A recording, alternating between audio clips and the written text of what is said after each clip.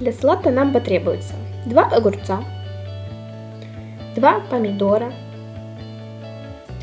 1 куриное филе, масло, морская соль.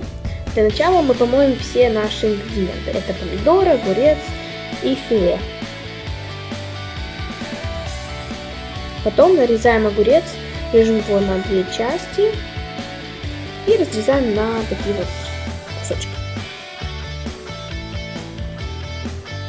Режу наш помидор, тоже на такие маленькие кусочки. Потом все это в нашу красивую миску для салата большую. И приступим к филе. Разрезаем его на квадратные части, квадратики небольшого размера. И разогреваем нашу плиту. Наливаем масло и туда высыпаем наше филе. Филе готовить примерно 20-25 минут. Вот начинает появляться корочка. И теперь ждем готовности. Готовим.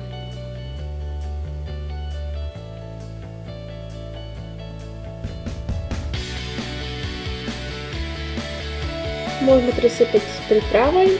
Я использовала такую вот приправу. Это приправа для мясных трав. И сейчас полью очень вкусным соусом. Не знаю, продается он где-то. Может, продается в каком-то магазине. Вот такое вот мясо. Прям в каком-то ресторане. Потом посыпаем наши помидоры и огурцы солью. И насыпаем туда мясо. Получается очень вкусно.